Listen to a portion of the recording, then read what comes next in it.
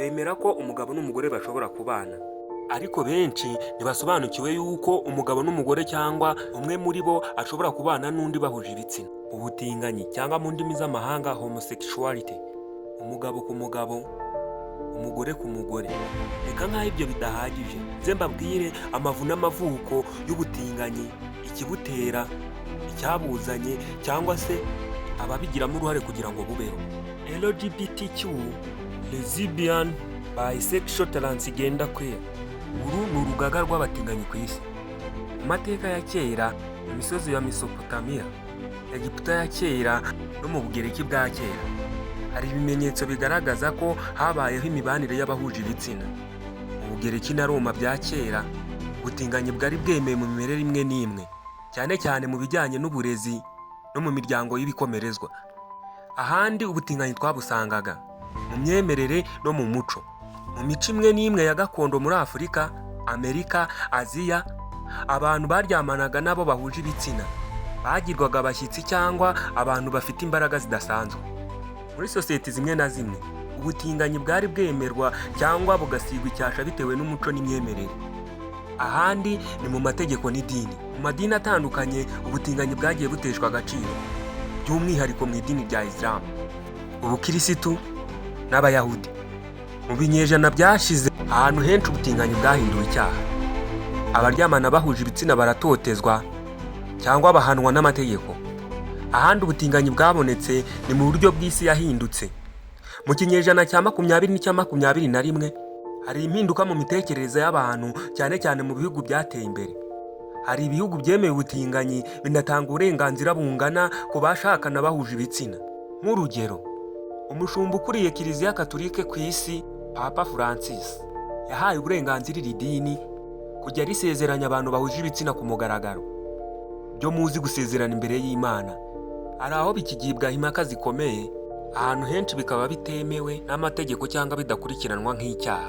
Nk'ibyo bidahagije, hari amazina agaragazwa y'abantu bakora iki gikorwa cy'ubutinganyi kurusha abandi bantu ku isi. Turagaruka kwa aya mazina. Icyo usabwa ni ukugumana nanjye nk'iki kiganiro gito tugiye kugirana, ukumva amazina y'aba bantu. Bamwe baranatangaje, urajya usanga ubazi, wibaza ukuntu iyi si iyobowe n'ubutinganyi.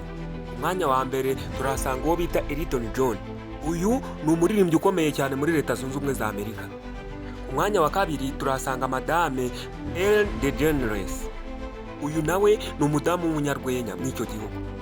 Ku mwanya wa gatatu turahasanga umugabo w'icyamamare cyane ku isi, baramuzi, bamwita Anderson Cooper. Uyu akaba ari n'umunyamakuru kuri televiziyo ya CNN. Ku mwanya wa kane hari umugabo bita Lil Nas. Uyu nawe ni umuraperi muri Leta Zunze Ubumwe za Amerika. Ku mwanya wa gatanu turahasanga Madame Sarah Ramirez. Ku mwanya wa gatandatu hari umugabo bita Tim Cook. Uyu akaba n'umuyobozi w'uruganda rukora amatelefone ya iPhone, benshi muzi ku izina rya Apple. Ntago wakibaza ukuntu telefone dukoresha ikunzwe n'abatari bake ku isi, uyihagarariye cyangwa umuyobozi wayo ari umutinganyi. Ku mwanya wa karindwi hari umugabo bita Rick Martin. Nawe ni umuririmbyi ukomeye cyane mu gihugu cya Puerto Rico. Hari n'abandi benshi nk'aba Raven, Simon, Kristen Stewart n'abandi. Ibihugu bakomokamo nibyo biba byaragaragayemo ubutinganyi cyane.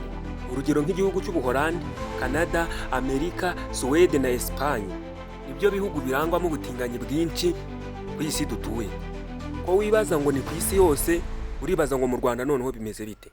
Reka twigarukire mu Rwanda, turebe mu gihugu cy'u Rwanda igikorwa cy'ubutinganyi, uburyo gifatwamo, yaba mu mico cyangwa mu myizerere. Icyo usabwa ni ukugumana nanjye byose ukabimenya. Mu Rwanda igikorwa cy'ubutinganyi gishobora kuba kihaba ariko bitagaragazwa, kubera imico n'imyifatire y'iki gihugu ntibyemera ko waba ukora ubutinganyi wabishyira ku mugaragaro. Ntabwo byemewe.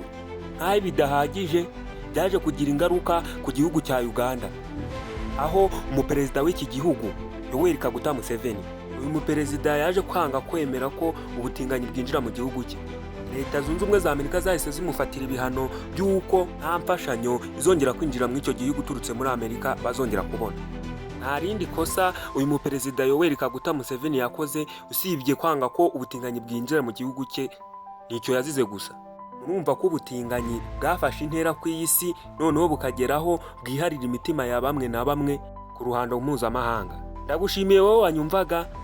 icyo usabwa ni ugukora subscribe nimba ubikunze, like, comment na share, tukajya dukomeza kubana muri uyu mwanya nkuzanira inkuru zigiye zitangaje utari uzi ku iyi si. Wowe wari unkurikiye ndagushimiye.